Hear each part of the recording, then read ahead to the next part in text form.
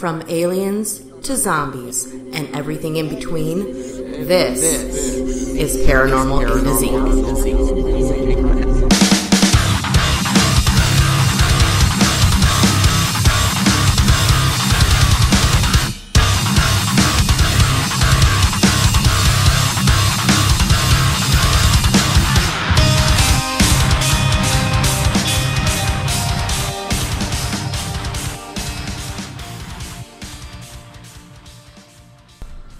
Commander Shanes, first officer of the Nostromo. This is the captain's log. It's really not. It's just a podcast. Just a couple of guys talking about shit. Today, you ruined the illusion that we're on a spaceship. No, we are. No, you just said it's a podcast. Yeah, in space. Spacecast. Good. In a warehouse.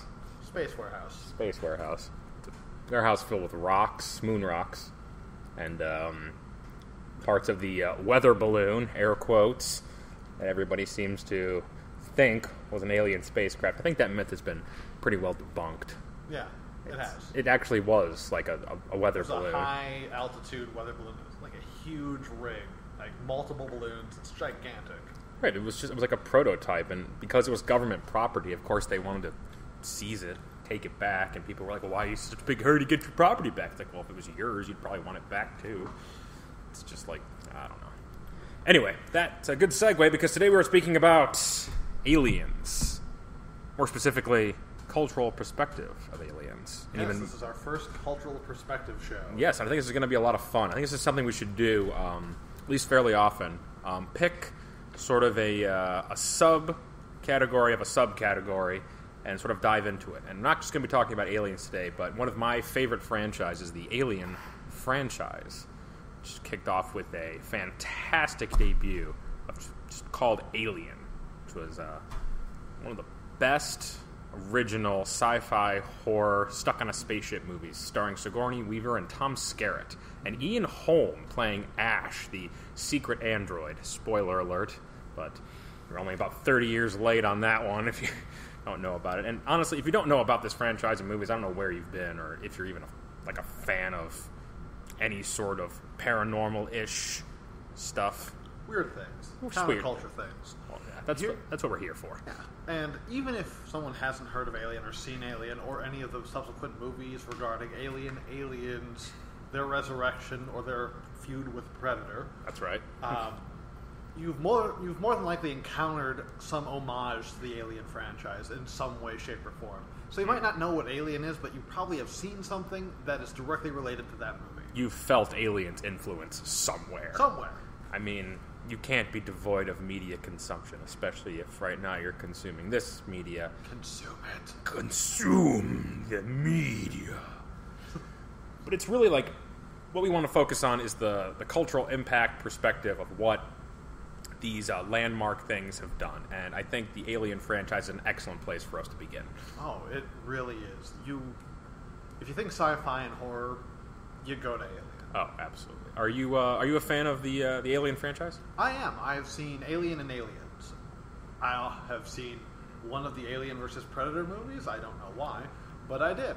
And I mean, they're entertaining if you know what you're getting into. They're terrible movies. It's really bizarre because you took two separate things in and of themselves and then brought them together. And that seems to be a common sort of marketing strategy of the past decade or so, is take one thing that people recognize, another thing that people recognize, and you pit them against each other. And I think the Alien versus Predator franchise mating is sort of like the quintessential fusing of franchises. I think of Marvel versus Capcom, that's another fusing of franchises. Freddy versus Jason. Oh, come on. Just thinking of versus movies. Sci-fi has a whole slew of them. It really does. But that's not what we really want to focus on. We want to focus on what these movies are specifically. Well, not just movies, but games as well.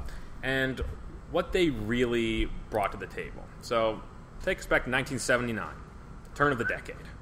We have a movie that is directed by Ridley Scott, and it is this claustrophobic, low-budget, stuck on a vessel in the middle of space, and you've got this cast of characters, just nice differentiation of backgrounds and personalities, and they're woken up from their cryogenic sleep to investigate a planet.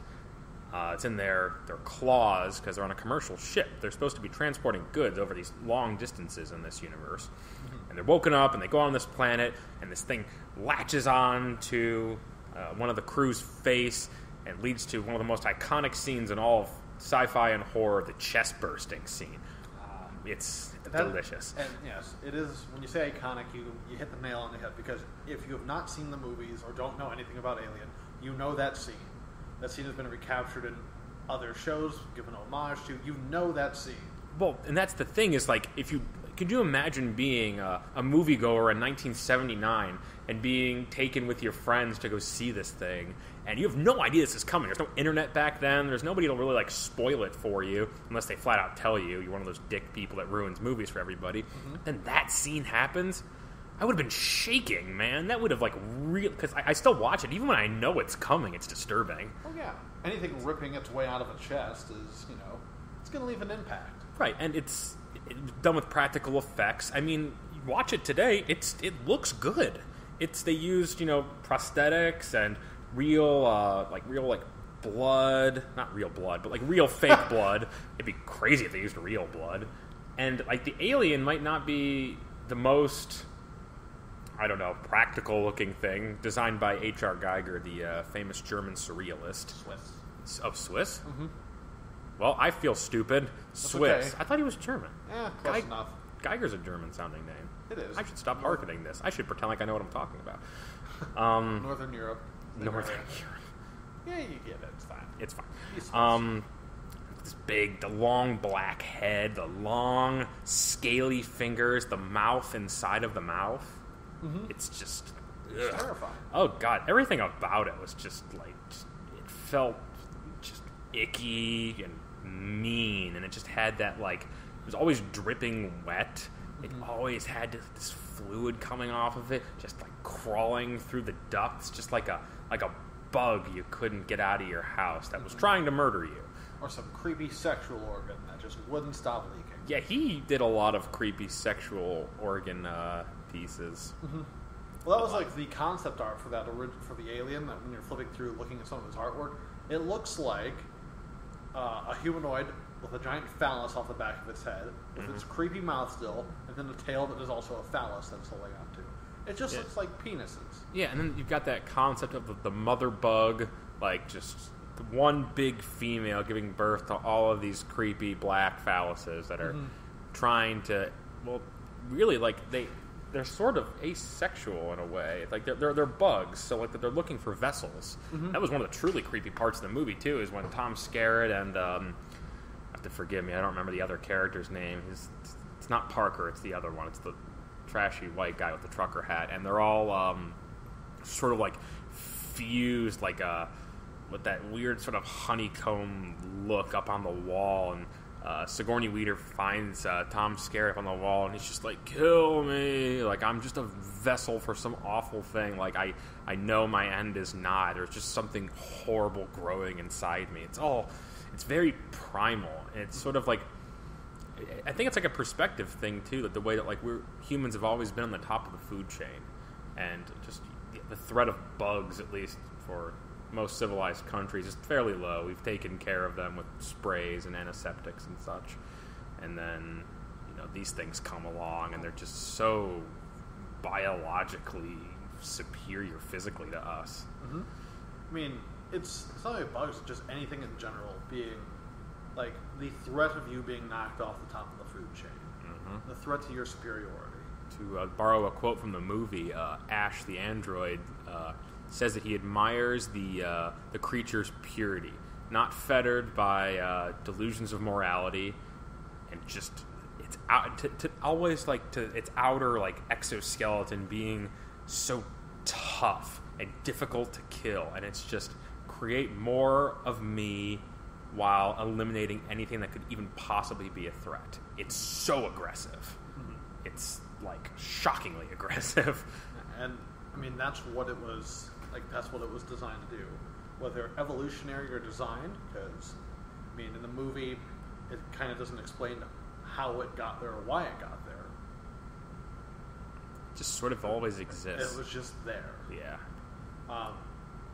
So, I mean, and then just doing some more research into it and just looking at it, like some of it, like from the notes of the director and everything, it sounded like it was supposed to be a biological weapon. Oh yeah, I think that's why the company wanted it, because what they found out embedded inside of the mission files is that they were supposed to find this thing all along.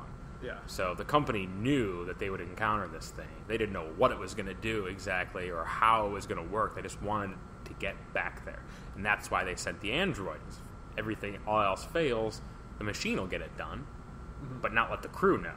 And at this point in human technological advancement, their androids were so good and so lifelike that people could not tell them apart.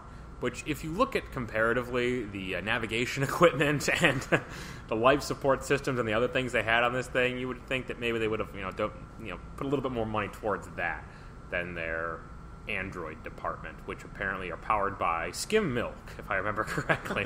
They just spray this gooey white fluid everywhere. It's also a really hilarious part where they knock Ash's head off. He's doing like a very deliberate karate chop hands robot right in front of Sigourney Weaver's face. It's really funny. I mean, I'm sure it was terrifying at the time. Like, if you don't know what's coming, just like if you were trying to do like a stereotypical robot, like you put someone on the spot, like do the robot. That's probably what they would do. That clamp or maybe, up, yeah, joint solid, and you're right, just like moving like that. And then at the end, you do the. That that famous, arm dangling. I'm out of batteries. I'm out of batteries. Recharge. Yeah, kind of like reminds me of those old Duracell commercials with the weird people that had the big Duracell batteries lodged in their backs. Remember those? I'm trying to. I just remember the bunny. The bunny. That's the Energizer bunny. I only remember Energizer and their bunny. Duracell, second rate. Energizer bunny. That's captured my brain. I think it's funny that there was back in those days. It was back in the old video game days too. There was Nintendo versus Genesis. Power Rangers versus the VR Troopers, and then you had VR Troopers. VR Troopers. Nobody liked VR Troopers. It was barely even a fight. Power Rangers was way, way better. You like VR Troopers? I remember this theme song way better. Better than the Power Rangers theme song? Yep. Power Rangers theme song is iconic. The Go-Go Power Rangers. Yeah, Go-Go. Go-Go Power Rangers. It's awesome. Please add more guitar. No.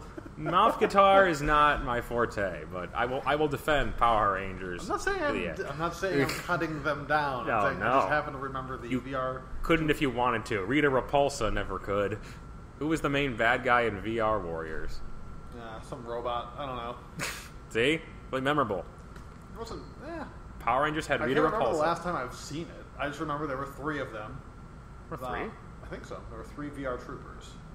Were they in virtual reality? They were in virtual reality. reality. So it wasn't even real. Poor VR Warriors. Poor VR Warriors. They're just really not good. real like the Power Rangers. Yeah. And the monsters that were shaped from clay by a weird elf man in space. Isn't that how all things are created? Yeah, or a giant floating head in a tube summons you and says, "We will give you powers of dinosaurs." Which, by the way, the saber-toothed tiger and the mastodon, not dinosaurs. The rest of them were. Oh, yeah, the rest of them were, excluding the 2 mammals. Right, exactly, which they had a little bit of a problem with that. They look prehistoric. Throw them in there, it's fine. Okay, well, you could make a case for the mastodons, a really old creature. The saber-toothed tiger, really? How old is that? I don't know if it existed at the same time period. It's pretty old. I feel like it's just, it The doesn't... mammoths aren't as old as you think. Humans hunted them. That's true, but they're still pretty old. They're extinct. They're gone. So are saber-toothed tigers. Yeah, but they're still tigers. I guess you could make the elephants. You could still say they're still tigers. Yes, they're still tigers. It doesn't mean the tigers aren't old. They're old tigers. I'm picturing geriatric tiger. I will catch you, zebra. No, you won't. No, it's on his last legs. Literally. Mm-hmm. We're getting totally off subject. We've gone into Power Rangers. I think what I want to really talk about is just how culturally impactful this Alien franchise was. Beginning with the first movie, which we've gone over, and then the sequel, which I believe you could make a case is the greatest movie sequel of all time. Not just sci-fi movie sequel, but Aliens took everything that was really cool aesthetically about Alien and turned it into like a totally different genre. This action-adventure team of badasses pitting off against this unstoppable evil force, and it's just so much fun to watch. It is. I remember being over at my buddy's house and sitting down and watching it. I mean, I'd seen it before, but just it had been a while, and then I sat down and watched it again. And I was just like, it didn't, like, from the time I first saw it to then, it didn't lose anything. No. It just, it withstood that, like, my memory and my original viewing of it, it stood up to that. And I'm like, wow, it didn't lose a damn thing. No, if there's one thing James Cameron is good at doing, is he's making a memorable, impactful, and fun-to-watch movie. Yes, Just Titanic, yes. Yeah, well, Titanic, too. Well, even Titanic had fun little setups and payoffs within the movie that made it enjoyable. Maybe it wasn't a modern masterpiece, but endlessly rewatchable. For some. Despite its long running time, like, I feel like that movie is still making money as we speak. Just because of, like, the grand scale, this idea of this, like, big ship out on the water. The same way that Aliens had a pretty grand scale, too. It was out in space against this thing that's eliminating humans, like, wants to use humans as breeding pods. And you've got this badass team, which really is like an allegory for the U.S. military, strapping up with big-ass weapons, wearing, like, camo, putting on headbands, and just ripping things down around them. It's fun. It is fun. It's not even mindless fun. It's just fun. It's fun. It's a good time, and I think it succeeds at being fun. Aliens succeeds at being fun. It has a lot of memorable quotes and Lance Henriksen as Bishop, who still I get claustrophobic. That part where he's climbing through that pipe. Oh my god. I do not like closed in places. It's not like a phobia. I don't know. I don't like feeling trapped. And he gets into that thing and starts like squirming down there. He's like, I'll be in here for 20 minutes. It's like, great. Yeah, that's exactly the place the alien wants you to go.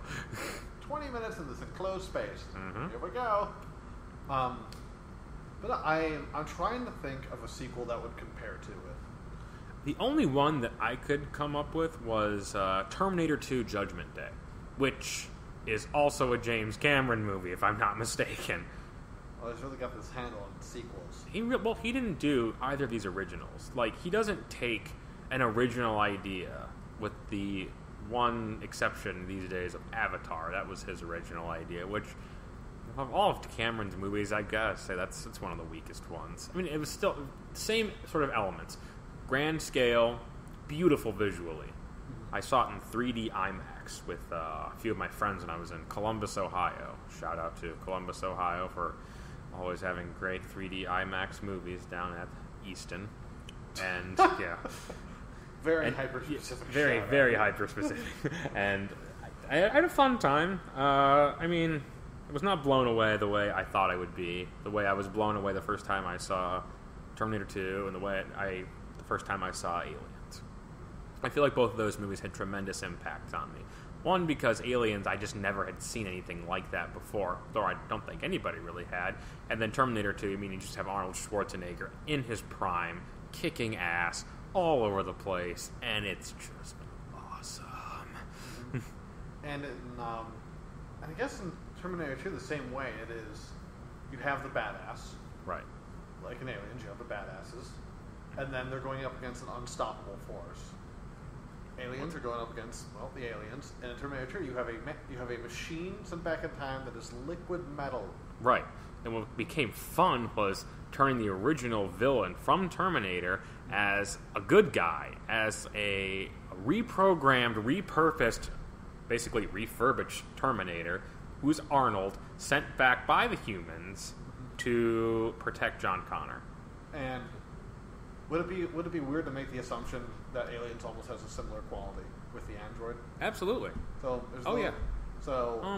there seems to be, like, this is some part of what I wanted to get into as well, is that Cameron likes to insert these elements, these inhuman elements, whether it be androids or aliens, these quasi-paranormal things, especially the alien, which he instead of alluding to there possibly being an alien, makes it real and puts it in your face. And I think that, like, typically in horror movies, what you don't see is typically scarier. This is an exception.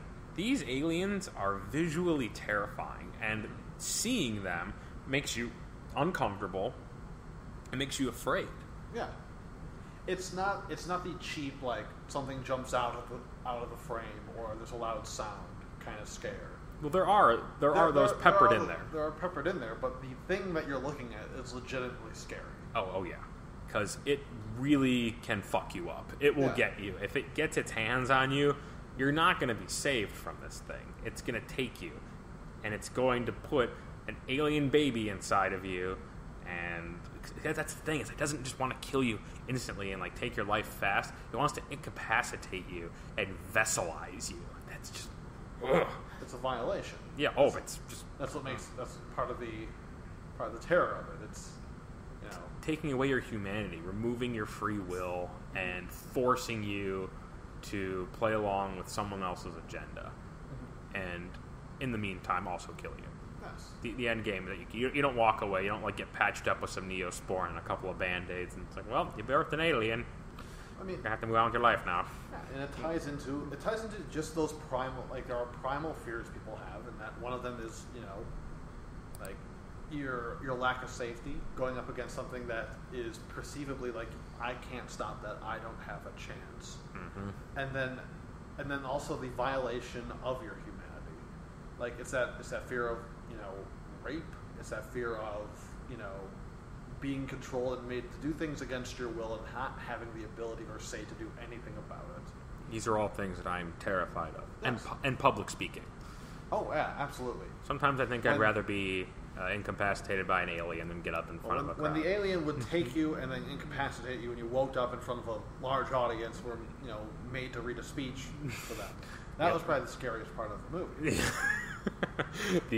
I woke from rest only to give a lecture on probiotic yogurt. Yes. It's disgusting. Terrifying. You don't want to talk about it, and then you have to talk about it for everybody. Jamie Lee Curtis is on stage winking at you. It just gets worse and worse. It gets so weird. It's so weird. And I can see why that's a fear. Oh, yeah. And I can see why that was highlighted in the movies. Very, very thick outline around the Jamie Lee Curtis yogurt scenes. Put this in here.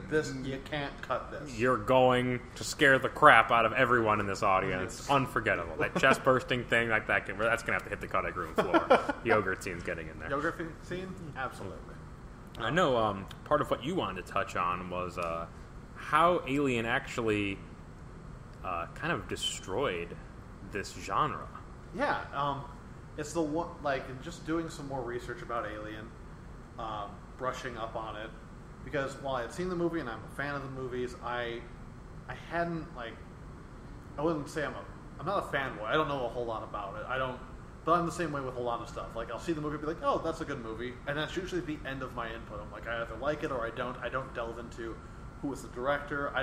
Half the time I can't tell you the actors' names. Mm-hmm. I disassociate a lot of that and I'm just like, was this a good movie or was it not? Did I enjoy it or didn't I? So I had to go against my normal protocol for this and dig into it a little bit. And so the one thing I found that was really interesting was the fact that it was done so well and considered such a hit that the genre of sci-fi and the genre of horror adapted it as a model that really hasn't been shaken. This concept of we're going to put people out in a situation in which they're isolated and alone. The group is then encounters the antagonist, which is usually an outside force, an alien, a monster, something, which slowly whittles down the crew until there's one person left, and the one person manages to survive and get away. And that's what a lot of movies have subsequently done. So you get this kind of, it's this, when it was an Alien, it was great, and I understand wanting to stick with that, but eventually you just beat it to death. Right, and I think the sequel was enough of a departure to warrant its existence, mm-hmm. but the rest of the sequels are just... I mean, this is just within the Alien franchise. Mm-hmm. Like, Alien 3, the director, David Fincher, says he doesn't even consider that his movie. I think he had like a lot of pressure and input from the producers. I've read some about this. It's difficult to know exactly what happened, but I know that he doesn't feel that was even his piece of work. And I adore David Fincher. Fight Club's great. I loved Zodiac. Seven with Brad Pitt and Morgan Freeman, also great movies. And I think it sort of runs parallel with that sort of a horror found footage genre too that the Blair Witch Project completely invented and subsequently ruined within its own movie, I believe. Because even like now, like as we're recording this, there's a movie in theaters called The Gallows, which I've heard is pretty much the Blair Witch Project inside of a school and shittier. Like Great. it's just the characters yelling each other's names, cheap scares, low production quality, and what these studios are banking on is low budget, high returns. Yeah. Cheap scares and putting people's asses in the seats, not because it's art, not because it's actually scary. Because let's make this clear. Jump scares are not horror. They're not terror. They're startling. They're loud noises in your ear. It's someone coming up behind you going, boo! And I think people lose sight of that there's a difference between feeling shocked and actually being scared. And that's what Alien was so good at because of all the things that we discussed, all those underlying fears, all those real things that people are afraid of are incorporated. And then have a few startling scenes, too. There's definitely that scene where Tom's scared is in the pipe or the vent with the weird butthole sort of like circular opening doors that make those weird metallic sounds, and he's got his flamethrower and they're trying to track the alien's movement, and then he turns and it's right there and it goes rah and it grabs him. It was terrifying because there's a lot of build up to it, and that's scary. You build up the anticipation, like, oh god, what's going to happen, oh god, what's going to happen. And a lot of that, like the builds of a lot of these movies, it's a quick build to a very cheap payoff. Right. And I think one of the funniest things to really encapsulate like how silly that is, there's a South Park episode. Yes, there is. Yes, where I think the guinea pigs were summoned from Peru, like by the pan flutes axe, and the kids accidentally summon a whole bunch of giant gerbils to attack the city, and Randy's doing the found footage style of filming of the event, and he just keeps saying, "I'm so startled right now, so startled." And I think like they hit it on the head with us. There's a difference between being scary and a difference between startling people. Oh yeah, and I really dislike that whole idea of people wanting to be startled. Like, there is an audience for horror. It exists. Yeah. And I think the real fans of horror feel very disenchanted with the products that are being put out in front of them. Sci-fi, I mean, there are some legitimately good sci-fi concepts that came out. Like, maybe it's a cheap way of saying it, but Inception was a science fiction concept that I really, really enjoyed. Did you see Edge of Tomorrow? I did see Edge of Tomorrow. I enjoyed Edge of Tomorrow very, very much. I think it didn't do that well at the box office. And it did okay, but I thought that was a really good, cool concept for an original franchise movie. The only thing I'll say about Edge of Tomorrow, I enjoyed it, but it was Groundhog Day with weapons. Yeah, and even to that point, but it was still, okay. Well, It's you got Groundhog Day with weapons. Yeah, you got me there. And Tom Cruise. And Tom Cruise. Right.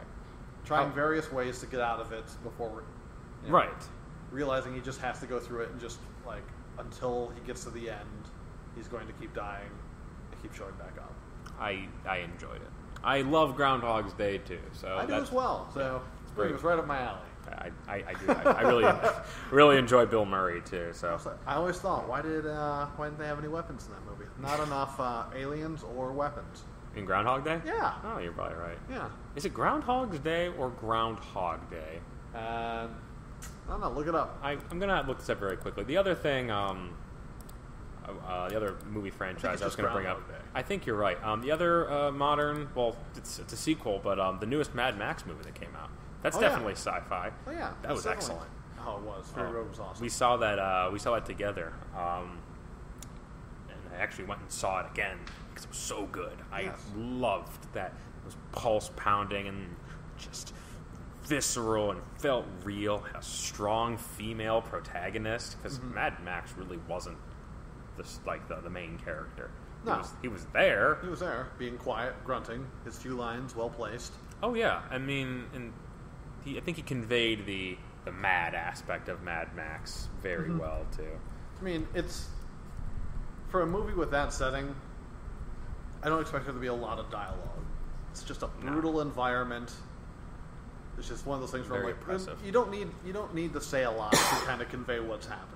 Right, and by the way, it is Groundhog Day, not Groundhog's Day. It's I not fucked that up. right. It's not It's not ground. You know, we're allowed one per podcast. I'm gonna get two. Yeah, the groundhog doesn't own the day. It's a day about the groundhog. So I guess that needs to be. But if I was talking about the movie itself and its quality, would I be able to use the possessive? You've got me again. I don't know why you feel the need to get me this hard on our own show, Austin. I guess it's okay, but we can talk about Groundhog or Groundhog Day more when we. That'll be our second cultural perspective show. Well, not just Groundhog Day, but I think time travel. Well, we're gonna have to revisit that, and Terminator will come back for that as well, and how time travel sort of destroys a story, in my opinion. It makes it difficult. It certainly does. I mean, there's a difference. Like, it's leaving the loop too open. You have to close the story loop at a certain point. But I mean, that was the beauty. I mean, that was the cool thing about Terminator. You send a time-traveling robot back to kill someone. But then the fact that, like, if you open that, like, Pandora's box of, like, they have time travel, okay, what's going to stop them from continuously doing this until they get it right? Keep going back further and further until you're at the dawn of man and you just have Arnold Schwarzenegger taking a shit into the primordial soup of existence, thus destroying himself and everything else. I mean, I'm just thinking, like, you're just going to keep sending them back a little bit further in time until they're so limited in technology, there's just no way for them to honestly kill the thing. Right. You're going to send Terminator back until the point, like, hey, it's pre-World War I. We have rifles and we have horses and good luck. It's kind of like what they did with the Tremors franchise, Tremors 4, which we began watching, and actually I could not finish it. I fell asleep. It is a snoozer. It is. Oh man, it's Bert. Bert's relatives, his great-great-grandfather, if you've seen the Tremors franchise, it's just Bert on a bicycle, being proper, quasi-British, asking for ginger cake, and owning a mine. Owning a mine, being snooty, and occasionally people get killed. It was so boring. It was so not the original movie, which is a fun, out in the country, alien, it's a creature feature, and it's fun. I view the West. I know. Well, you should view it as a minefield of awful creatures trying to rip you into the ground and kill you at any given time. That's why I've never gone out there. No, that's why. Well, you won't go to the West. You won't go to the South either, unless we're planning on going to the festival in Arkansas. That's Fulton County Monster Fest. The inspiration for the Boggy Creek Creature, for Boggy Creek 1 and 2, Charles Pierce's babies. Makes me happy already thinking about that. Just thinking about our long trip down there and the amount of terrible fried food.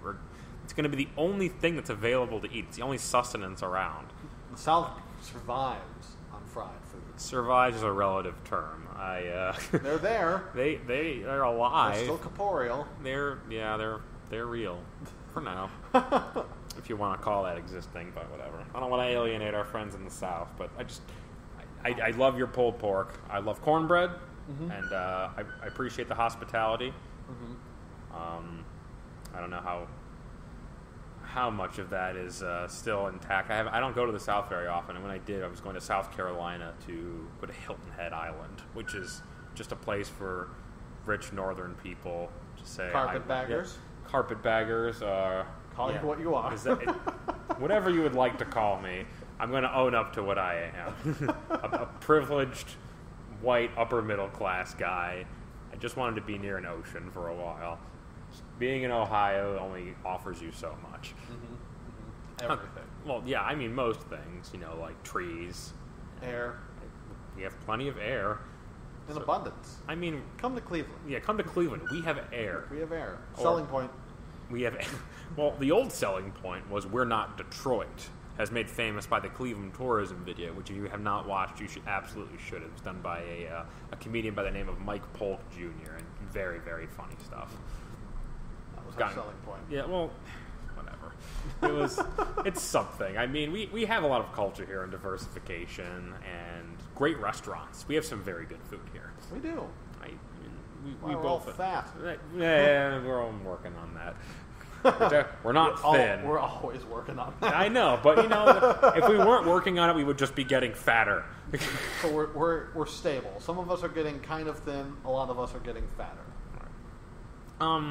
Let me ask you this. Do you think that the Alien franchise sort of suffered a similar fate that Star Wars sort of did, where instead of it being a piece of art, it sort of became this commercialized entity, something to be made into toys and video games, which, I mean, there's a few of those video games that are okay, but most recently, Aliens Colonial Marines, if there are any gamer fans listening to this, was such an incredible flop. It was such a shitty piece of garbage that people who were really excited about the idea of this were just so disappointed. Well, sell me on the idea here. What was it supposed to be? It was supposed to be a cooperative game. It's a reimagining, sort of the colonization of the alien planet. Sort of like a lot like the plot of Aliens, where they colonize the planet and they think they've got the aliens under control to turn them into like the biological weapons that they want them to be.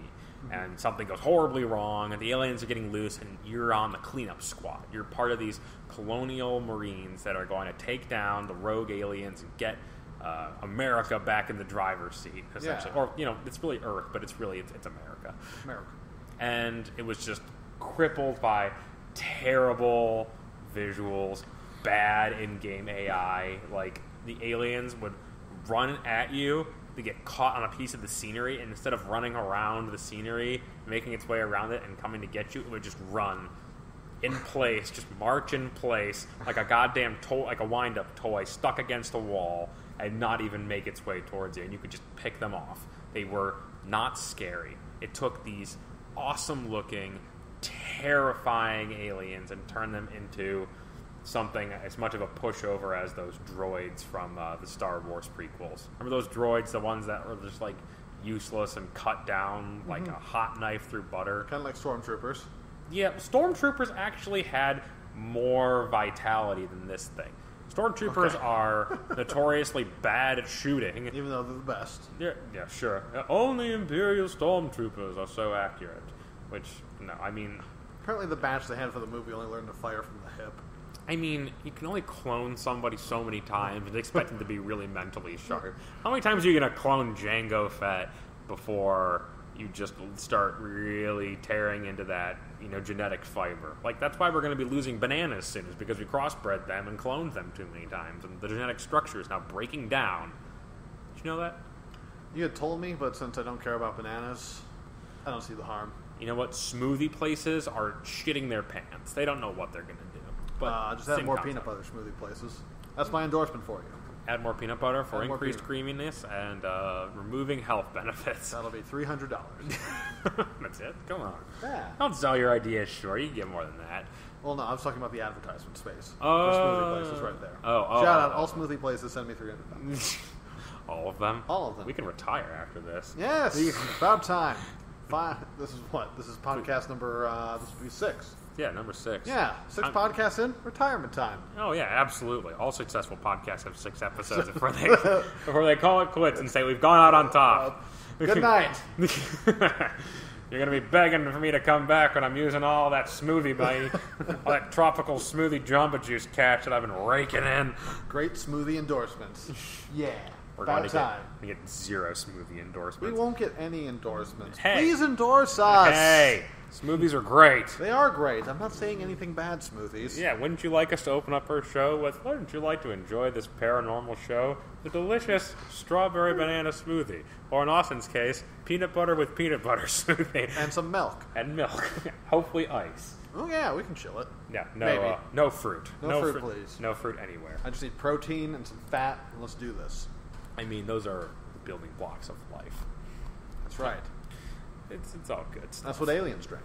Well, I mean, aliens, their sustenance seemed to be just any other living thing. I mean, just attack anything that it thought could be a vessel for it. It's so terrifying. So creepy. And those teeth, those exposed teeth, which is just like a staple of any menacing creature. Like the Rancor from Star Wars. Oh, yeah. All teeth always exposed. Oh, yeah. I mean, all right. So let's jump back, because we made the point of, did they commercialize this, and did this go along the same route as Star Wars? Right. I'd have to agree that it did. It went similar. I mean, it wasn't as big as Star Wars. I mean, what is going to be as big as Star Wars? More Star Wars? More Star Wars. But you want to keep it artistic and encapsulated, because you're like, this is great. I don't want to ruin it. But you also have the other part of you which is like, this is great. I want more of this. Mm-hmm. And it's finding that point of where do you cut yourself off from like, this is what I love. If I add more to it, am I going to make it better, or will I destroy it? Right, and you can't underestimate the value of subtlety. Mm-hmm. I mean, we live in a sort of time where, not so much anymore, but for a very long time, it's bigger, more, and better. Mm-hmm. More blood, Super more size aliens. me. Exactly. Hummers. All things I love, all things I own. Giant fake boobs. Own them. Well, you can't lease them. Well, I suppose you could get endorsements. I shouldn't say fake. These are natural. I acquire these by eating too much. Are you talking about yours specifically? Yes, mine specifically. They are perfect. They are. Yeah, thank you. You're welcome. It's gotten painfully awkward. That's fine. That's what we're here for. I Podcasts. think my face is turning red. It's gross. We've talked about the subtlety of jiggling titties several times. Oh. Okay, so what did you call the subtlety of jiggling titties? It was oh God. Was it a case study? It was an expose. Yeah, an expose. Oh, I think we should still write that. I mean, if that doesn't catch your attention immediately, I don't know what will. Yeah, that should do it. That should do it. It must do Subtlety. Of jiggling titties. Mm-hmm. I mean, that's how you put asses in the sea. More blood, more tits, more fucking. It's just... Thank you, Game of Thrones. Yeah, thanks. Well, the thing about Game of Thrones is that it has those extreme elements to it, which undoubtedly are gratuitous. Yeah. I mean, that show could only exist on HBO. Yeah. That's how gratuitous it is. Mm-hmm. But it still has narrative depth and complexity, and, I mean, you could almost argue that there's too much.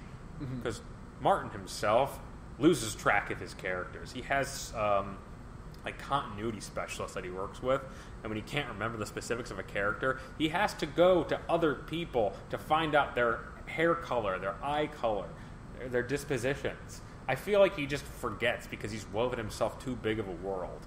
I think he's also kind of backed himself into a corner now that the show has caught up with the books, and he just won't fucking write these books. Well, I mean, he's going to do it at his pace. I mean, which is one finger at a time. Bam, bam, bam.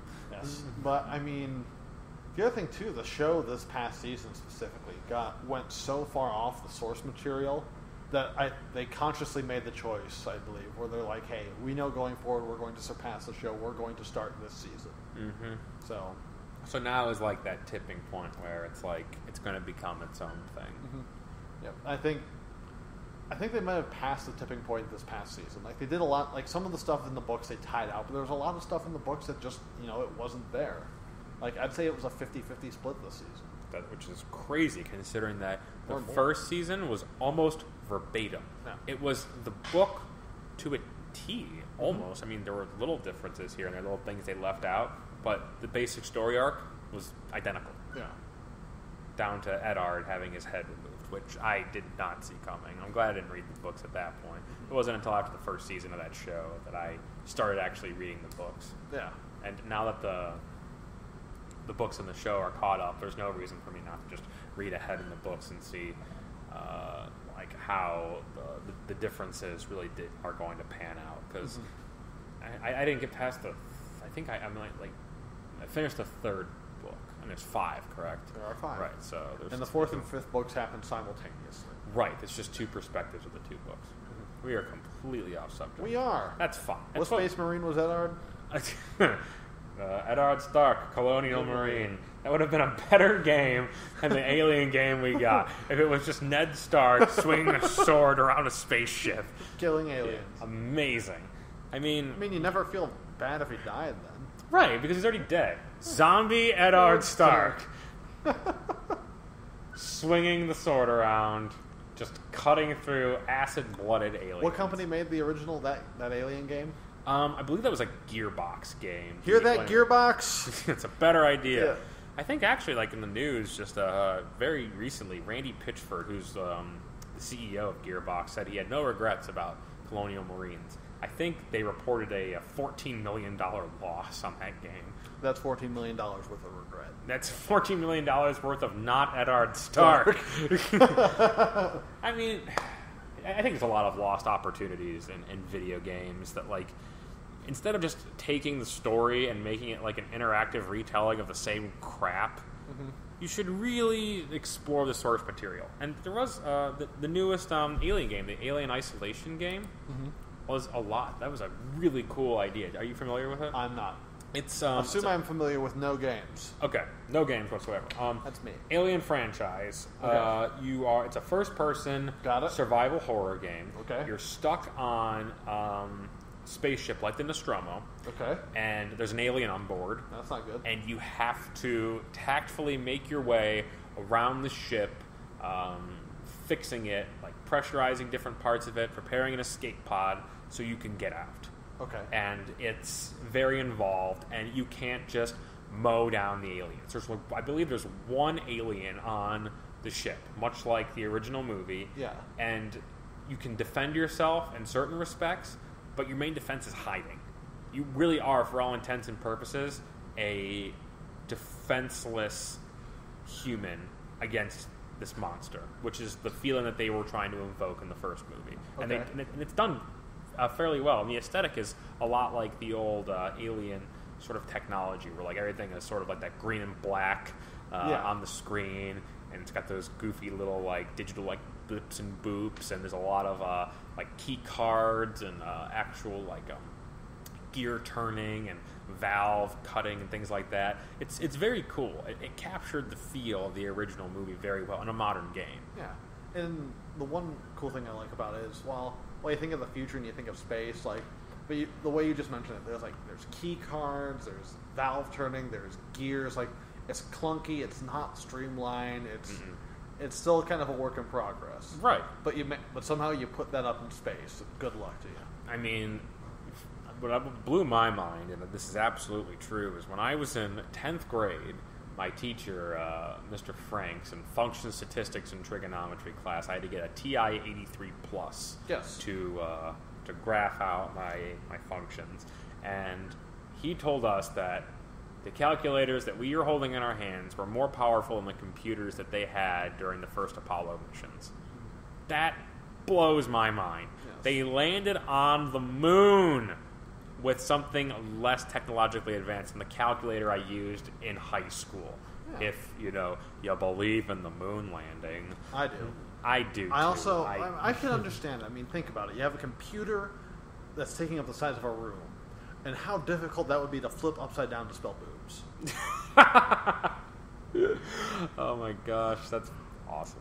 And then that's the other thing too, is like that's where like the whole idea of computer bugs comes from, because they literally had to go into these room-sized computers and actually exterminate insects from the inside of them that were slowing them down.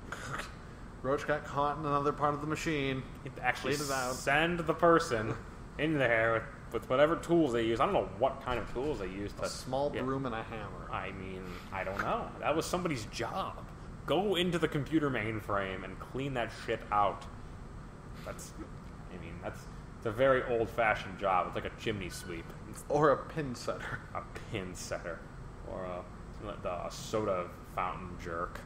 Mm-hmm. Just one of those classic jobs that no one can have anymore. Street urchin. Milkman. Yeah, the milkman. That's an old-fashioned thing. Mm-hmm. That's old-timey. I heard a stand-up comedian was talking about when he was younger, he called Blockbuster Video on the telephone, which is a very old-fashioned sentence. It's going to be like your grandma saying, "We used to throw quarters in the jukebox at the soda fountain." You're like, shut up! No one knows what you're talking about, you idiot. I can't wait to be old and curmudgeon-y and just complain always, kind of like I do now. So really all you're doing is aging. Right, just I'll stay the same. I'll be just as complainy and decrepit and unsatisfied as I always have been. I'll just be more socially acceptable because I'll be an old fart. People are like, whatever, he's old. Now we feel justified in not listening to him. I think the young people are going to wage war upon us, and they're going to see us as a diminishing return thing. The young people are going to wage war on us. When we're old, I'm surprised we're not waging war on old people now. You're driven behind old people? That's a really weird war to fight, because you're always going to end up on the losing side. Well, you're always going to get old. Yeah, I know I'm always going to get old, but yeah, actually... the world you're pointing out turns into Logan's Run. Right, where we eat the old people. That's right. Well, the people who aren't renewed. Isn't that what they would do? Like, renew. Yeah. Or Soylent Green. Because it's made out of people. Right, it is people. Delicious, nutritious people. I mean, I don't ever want to have to be in the situation where I'm eating a human being. I can't imagine we taste that bad. Well, let's hope we're never on a plane together, and let's hope we never crash in the Andes.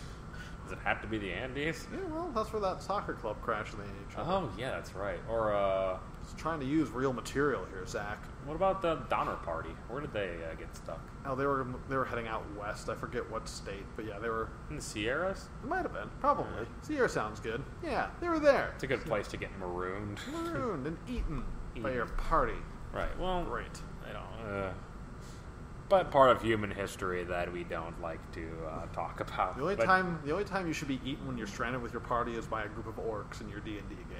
That's right. The orcs will eat you. They will tear your flesh because they are not people. They are not people. It's a different species altogether. Yeah. Though I don't think I would ever want to eat ogre flesh or orc flesh. Luckily, you'll never have to. Yeah, because they're not real. I'm trying to play along with your scenario. So. I love my scenarios. And then I throw you under the bus. Right. You join. You're a better DM than I'll ever be. I will concede to that. And I am terrible. Yeah, personally, I'm terrible. Yeah, but you're better than I am. I'm going to be like, you see a wall. It's made of ice. Why is it made of ice? Be quiet. It's my story. You can't climb the wall. And it goes on forever. Because it's made of ice. The end. Do I get paid for this? Can I take this robe off? Well, this was moved. Why are you weren't asked to be in a robe. You just wore one. I know, don't ask. I just got out of the shower. You guys are like, BRDM. I was like, I'm still in my robe. No, you will. BRDM. God. Well. So how off topic are we now? Extremely. But that's par for the course with any one of our rambling speaking sessions. This is how you and I are. And if you've been hanging around this long, you've come to expect this from us. Expect it and love it. Mostly love it. Mostly love it. Please, like some more response from the audience. Things that you want to hear us talk about. Things you hate. Things you love. You can hate us. You can hate us. We'll talk about that.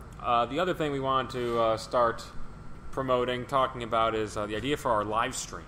We're going to start doing a live show weekend night. We're going to pick a specific night. We'll keep people updated on our Twitter and our Facebook page. We are going to start live streaming. We want to encourage people to call in and banter with us. Please, tell us how wrong we are. Tell us how right we are. Tell us about what your favorite things. I think we're going to specifically be doing some more of these cultural perspective things with different franchises. Rip things apart, praise other things, and everything in between. Or even if you don't want to call in, we can set up a Skype, something, Twitter, just have write us. That would be email. That'd be even better. I know a lot of people out there who kind of listen to this stuff might be socially awkward and don't want to talk on the phone. That's cool. Send us a message. Send us a carrier pigeon. Yeah, send us however you want to talk to us without actually having to speak to us. Maybe you want to come on the show and look at our stupid, ugly faces. That's also acceptable, but probably not, because I don't want you in my house. Yeah, that's true. I don't want to invite strangers over. Well, yeah, no one wants to be in my apartment anyway. You just cleaned it. I did just clean it. It's sparkling by my apartment standards, so it's pretty much like a Russian prison by most other people's standards. Those are fantastic places. Yes, they are. They're filled with. As long as there's a giant man with a huge dog and an AK-47 standing in one of your rooms, then it feels like a Russian prison. Do you not have that at your house? No, Zach. Just me then. Just you. On the island again, by myself. You and your crazy Russian prison island. I mean, I am a crazy Russian. If you're gonna really get into my genetics, I'm more Russian than anything else, I think. I don't know. Eastern Europe. Yeah, somewhere. Oh, one of those fabulous Soviet bloc states. Yeah, great. Might as well be from Siberia. It's nice weather this time of year. Yeah, great. All right, weirdos. That's all for this week. And remember, stay weird. Paranormal A to Z is written and produced by Zach Shanes and Austin Zashko.